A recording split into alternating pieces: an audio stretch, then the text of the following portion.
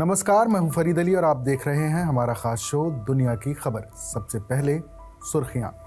पहलगाम हमले के बाद भारत के साथ बढ़ते तनाव के बीच पाकिस्तान ने अमेरिका से मांगी मदद।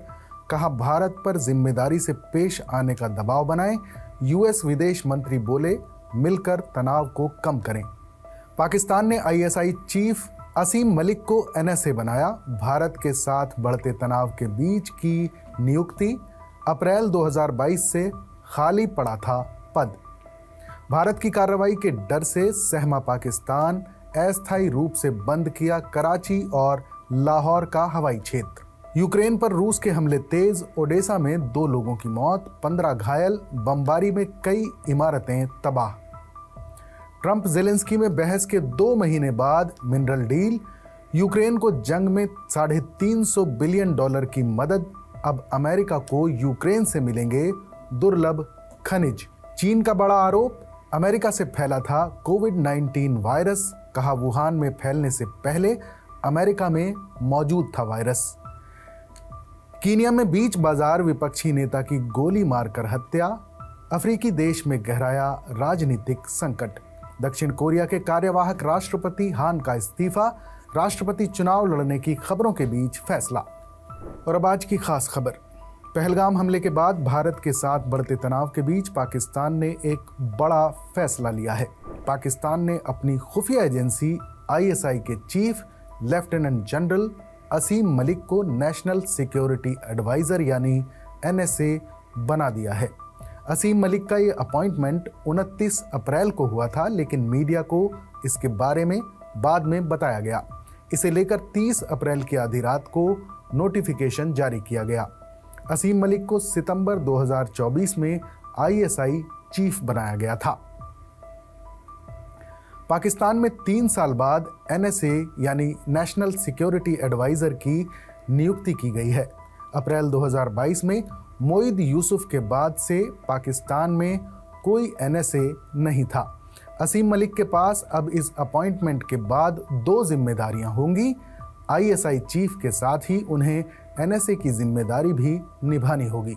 इससे पहले 30 अप्रैल को भारत सरकार ने भी अपने एनएसए बोर्ड यानी एनएसएबी का नए सिरे से गठन किया है। रिसर्च एंड एनालिसिस विंग यानी रॉ के पूर्व प्रमुख आलोक जोशी को इसका नया चेयरमैन बनाया गया है।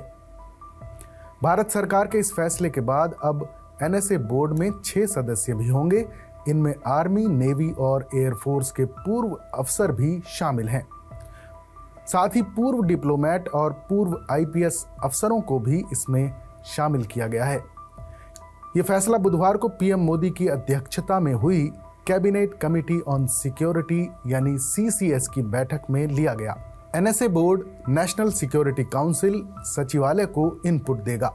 इससे पहले मंगलवार बुधवार की देर रात को पाकिस्तान के सूचना और प्रसारण मंत्री अताउल्ला तरार ने दावा किया था कि भारत पाकिस्तान के खिलाफ अगले 24 से 36 घंटों में सैन्य कार्रवाई कर सकता है।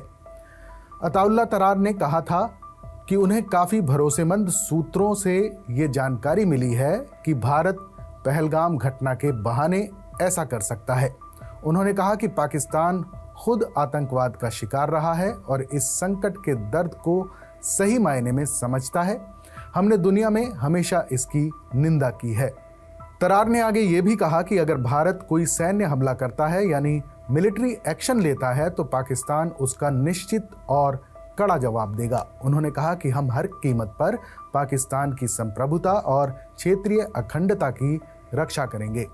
बुधवार की देर रात को भारत ने 23 मई तक पाकिस्तान के लिए अपना एयर स्पेस बंद कर दिया, यानी पाकिस्तान की सभी तरह की फ्लाइट अब इंडियन एयर स्पेस में उड़ान नहीं भर सकेंगी। पाकिस्तान के लिए भारत ने नोटिस टू एयरमैन जारी किया है।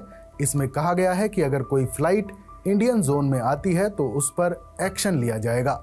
इससे पहले पहलगाम आतंकी हमले के अगले ही दिन 23 अप्रैल को पाकिस्तान ने भारत के लिए अपना एयर स्पेस बंद करने का ऐलान किया था। हवाई मार्ग बंद करने का ये फैसला प्रधानमंत्री नरेंद्र मोदी, विदेश मंत्री एस जयशंकर, राष्ट्रीय सुरक्षा सलाहकार यानी एनएसए अजीत डोभाल और सेना प्रमुख उपेंद्र द्विवेदी की हाई लेवल मीटिंग के बाद आया।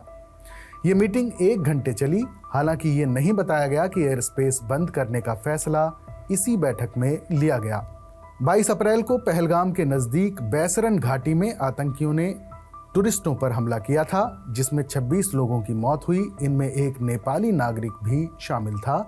इस हमले में 10 से ज्यादा लोग घायल हुए थे। यह हमला उस वक्त किया गया जब मिनी स्विट्जरलैंड के नाम से मशहूर बैसरन घाटी में बड़ी तादाद में देश के अलग अलग राज्यों से आए पर्यटक मौजूद थे। और अब आज की दूसरी खास खबर। भारत पाकिस्तान के बीच चल रहे तनाव की वजह से दोनों देशों ने एक दूसरे के लिए अपने हवाई मार्ग बंद कर दिए हैं। पहलगाम हमले के बाद से भारत ने पाकिस्तान पर कई बड़े एक्शन लिए हैं। इसके जवाब में पाकिस्तान ने भी भारत के लिए अपने एयर स्पेस पर पाबंदी लगा दी है। इस पाबंदी के बाद हज यात्रियों में असमंजस था कि उनकी फ्लाइट कहीं डिले या कैंसिल ना हो जाए। हालांकि अब अधिकारियों ने यह साफ कर दिया है कि श्रीनगर से सऊदी अरब जाने वाली हज उड़ानों का पाकिस्तान के एयर स्पेस से कोई लेना देना नहीं है, इसलिए हज यात्रा अपने तय प्रोग्राम के मुताबिक ही होगी। जम्मू कश्मीर हज कमेटी के अधिकारियों ने जानकारी दी कि ये राज्य में हज यात्रा की तैयारियां पूरी तरह से पटरी पर हैं। पहले जत्थे की उड़ान 4 मई 2025 को श्रीनगर एयरपोर्ट से रवाना होगी।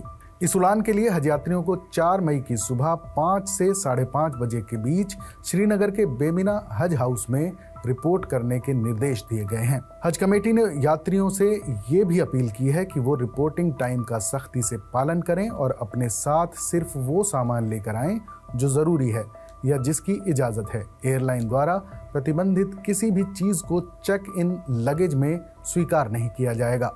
पहले जत्थे में 178 हज यात्रियों को रवाना किया जाएगा। बाकी उड़ानों का प्रोग्राम अलग से जारी किया जाएगा।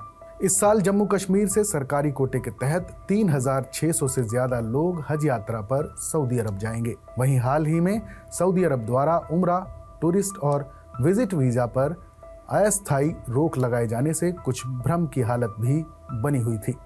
लेकिन अधिकारियों ने साफ किया है कि ये कदम हर साल हज से पहले उठाया जाता है ताकि व्यवस्थाओं को सुचारू रूप से चलाया जा सके। इसका हज यात्रा पर कोई असर नहीं पड़ेगा। हज कमेटी और प्रशासन ने तीर्थयात्रियों से अपील की है कि वो अफवाहों या सोशल मीडिया पर फैल रही बेबुनियाद खबरों पर ध्यान न दें और सिर्फ आधिकारिक सूचनाओं पर ही भरोसा करें।